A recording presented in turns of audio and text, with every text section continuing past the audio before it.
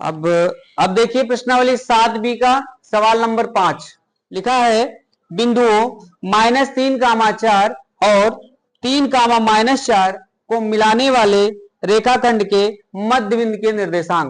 तो आप देख सकते हैं यहाँ पर देखो मध्य बिंदु वाला फार्मूला लिखा है x1 + x2 बटे 2, हाँ y1 + y2 बटे 2। तो हम लोग सीधे बिंदुओं को नोट कर लेते हैं। बिंदु दिए गए यहाँ पर पहला बिंदु है -3, 4 तथा दूसरा बिंदु है 3, -4। अब हम सीधे लिखेंगे मध्य बिंदु के निर्देशांक। क्या लिखेंगे? हाँ, मध्य बिंदु के निर्देशांक, मध्य बिंदु के निर्देशांक। इससे आसान कहीं प्रश्नावली नहीं मिलेगी। सीधा सूत्र लगाएंगे x1 + x2 बटे 2, y1 + y2 बटे 2। ये चलिए इसको क्या मान लेते हैं x1, इसको y1, इसको चलिए अब मान रख दीजिए बस इसमें x1 का मान प्लस x2 का मान 3 अब बटे 2। कितना मजा आ रहा है इसको लगाने में। y1 का मान 4 प्लस y2 का मान, इसलिए प्लस नहीं लगेगा, -4 बटे 2। चलिए यहां पर हो जाएगा 0 बटे 2, यहां पर भी 0 बटे 2। चलिए ये हो गया 0, 0। यही आपका हो गया। समझ में आई बात? ठीक है।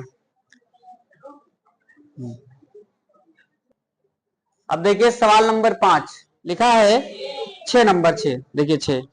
यदि बिंदु 1, 2 और 4, y, x, 6 और 3, 5 इसी क्रम में लेने पर एक समांतर चतुर्भुज के शीर्ष हो तो x और y ज्ञात कीजिए। ठीक है, चलिए हम पहले एक चित्र ही बना लेते हैं समांतर चतुर्भुज का। ये ऐसे, इसका नाम A, इसका नाम B, इसका नाम C, इसका नाम D। एक क्रम में लेना है इसीलिए क्रम से ही रखते हैं। A हमारे पास है 1, 2 और B हमारे पास है 4, y और C है x, 6 और इसका है। बहुत ध्यान पूर्वक समझिएगा, ठीक है।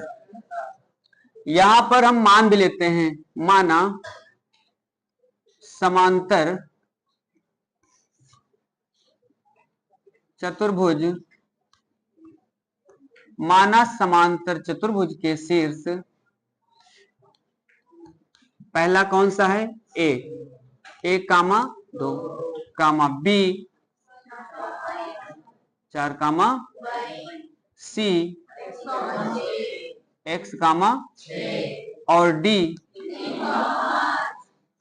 3, है। ऐसा हमने क्या कर लिया? ठीक। एक अब खास बात समझिएगा, समांतर चतुर्भुज आपने प्रमेय पढ़ा होगा। समांतर चतुर्भुज के विकर्ण एक दूसरे को समद्विभाजित करते हैं। पढ़ा कि नहीं पढ़ा? हम इनके विकर्णों को मिला देते हैं ऐसे ऐसे, ठीक है। दोनों को हमने मिला दिया और इसको हमने मान लिया है, मानो M बिंदु मान लिया या P बिंदु मान लिया, ठीक है। यहां पर हम इसके बारे में कौन सी प्रमेय पढ़ी है कि समांतर चतुर्भुज के जो विकर्ण होते हैं एक दूसरे को क्या करते हैं? समद्विभाजित करते हैं। इसका मतलब यह हुआ कि P क्या हो जाएगा? देखिए AC का मध्य बिंदु होगा और BD का भी क्या होगा? मध्य बिंदु होगा, है कि नहीं? तो आराम से हम लोग x, y के मान निकाल सकते हैं, ठीक है। चलिए देखिए यहां पर लिख देते हैं, क्योंकि समांतर, इसको याद रखना होगा, अभी पढ़ा भी है ना ये प्रमेय, चैप्टर 6 में पढ़ा ही नहीं पढ़ा है। समांतर चतुर्भुज के विकर्ण एक दूसरे को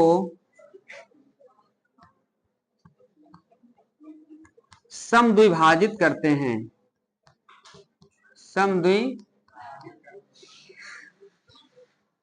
समद्विभाजित करते हैं।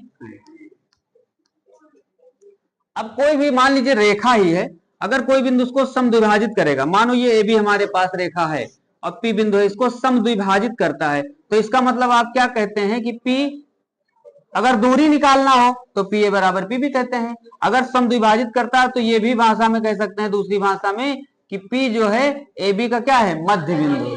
तो हम लोग कह सकते हैं, इसलिए जो पी होगा हम लोग यहां पर लिखते हैं, इसलिए बिंदु पी एसी का मध्य बिंदु होगा। मध्य बिंदु बोलो, होगा नहीं होगा, मध्य बिंदु होगा। इसलिए इसके मध्य बिंदु के निर्देशांक निकाल लेते हैं, है कि नहीं। अच्छा, मध्य बिंदु को हम नाम दे देते हैं, मान लेते हैं यहाँ पर कौन सा, दे तो दिया है नाम, यहाँ पर पी नाम दे दिया है। तो समांतर चतुर्भुज के विकर्ण एक दूसरे को क्या करते हैं, समद्विभाजित करते हैं, ये हम लोग जानते हैं। इसका मतलब ये हो गया कि बिंदु जो पी होगा वो क्या होगा, एसी व बीडी दोनों का मध्य बिंदु होगा, मध्य बिंदु होगा। इसलिए हम लोग इसमें ये भी कह सकते हैं कि जो एसी का मध्य बिंदु होगा वो इसके मध्य बिंदु के क्या होगा, बराबर होगा, है कि नहीं। इसलिए हम लोग कह सकते हैं एसी का मध्य बिंदु वो किसके बराबर होगा, बीडी के मध्य बिंदु के। तो बीडी का मध्य बिंदु। इस बात को आप समझे कि नहीं समझे, पुनः समझिए। हमने प्रमेय पढ़ी है, समांतर चतुर्भुज के विकर्ण एक दूसरे को समद्विभाजित करते हैं। तो यहाँ पर जो पी है ये बराबर दूरी बांटा ना, तो बराबर दूरी है, तो इसका मतलब पी क्या हो गया, मध्य बिंदु हो गया। एसी का भी मध्य बिंदु हो गया और बीडी का भी, क्योंकि एक दूसरे को समद्विभाजित करते हैं ना। और अगर बीचों बीच में है तो इसका मतलब इसका मध्य बिंदु और इसका मध्य बिंदु एक ही तो है, तो बराबर है कि नहीं है भाई, बीचों बीच मिल रहा है तो एक ही है, अर्थात दोनों मध्य बिंदु क्या है, बराबर है। तो एसी का मध्य बिंदु बराबर बीडी का मध्य बिंदु। अब मध्य बिंदु वाला सूत्र लगा देते हैं। उसी तरह सूत्र क्या लगाओगे, पहले में पहला जोड़ दो, 1 प्लस एक्स बटे 2, इधर लिख देते हैं हम 1 प्लस एक्स बटे 2 कामा 2 प्लस 6 बटे 2, 2 प्लस 6 बटे 2 और बराबर होगा बीडी के मध्य बिंदु के। और बीडी का मध्य बिंदु मतलब 4 प्लस 3 बटे 2, ये हो जाएगा 4 प्लस 3 बटे 2 कामा y प्लस 5 बटे 2, y प्लस 5 बटे 2। चाहे तो x1 y1 x2 y2 मान सकते हैं, कोई दिक्कत नहीं, ठीक है। चलिए यहाँ पर ये हो जाएगा 1 प्लस एक्स बटे 2 और ये हो जाएगा देखो 6 2 8 और 8 का आधा कितना 4, तो यहाँ पर कामा लग के देते हैं सीधा 4 बराबर। यहाँ पर हो जाएगा 4 3 7 बटे 2 कामा y प्लस 5 बटे 2। इतनी बात समझ में आई। अब दोनों और तुलना कर लेते हैं हम लोग, क्या कर लेते हैं, तुलना। इसको मिटा दें भाई, ये दोनों और तुलना से दोनों और क्या कर दिया, तुलना कर दिया। तुलना करने का मतलब ये वाला भाग जो पहला भाग है पहले वाले के भाग के बराबर कर दीजिए। तो 1 प्लस एक्स बटे 2, यहाँ पर लिखेंगे 1 प्लस एक्स बटे 2 बराबर 7 बटे 2, 2 से 2 कट गया, आगे बढ़े। तो 1 प्लस एक्स बराबर कितना बच गया 7, आगे बढ़े। तो 1 इधर प्लस में उधर जाएगा माइनस में, तो एक्स बराबर 7 माइनस 1, तो एक्स का मान कितना आ गया आपके पास 6 आ गया। एक्स का मान कितना आ गया 6, यहाँ पर एक्स का मान हो गया कितना 6। पुनः इसके बाद हम लोग क्या लिखेंगे, पुनः ये वाला मान इस वाले मान के बराबर कर दीजिए तो y का मान निकल आएगा। मतलब स्थानों की तुलना कर रहे हैं, किसकी तुलना कर रहे हैं, स्थानों की। इसका पहला स्थान इसके पहले स्थान के बराबर, इसका दूसरा स्थान इसके दूसरे स्थान के बराबर, तो 4 लिखेंगे। और 4 किसके बराबर होगा, y प्लस 5 बटे 2, y प्लस 5 दोनों के बटे 2। चलिए अब 2 का इधर गुणा हो जाएगा, कितना हो जाएगा 8, इसके बटे हम लोग 1 भी तो लिख सकते हैं। तो y प्लस 5 यहाँ पर हो जाएगा y प्लस 5 बराबर कितना 8। अब 5 को पाठांतर कर दीजिए तो y बराबर 8 माइनस 5 कितना बच जाएगा 3, यानी हमारा जो उत्तर हो जाएगा y बराबर हो जाएगा 3। इस प्रकार हमको x और y के मान निकल जाएंगे, ठीक है। चलिए ठीक, नोट कर लीजिए। अगला प्रश्न देखिए, लिखा है उस बिंदु के निर्देशांक बताइए जो निम्न बिंदुओं से खींचे जाने वाले रेखाखंड को दिए हुए अनुपात में बाह्य विभाजित करते हैं, ठीक है। तो आपके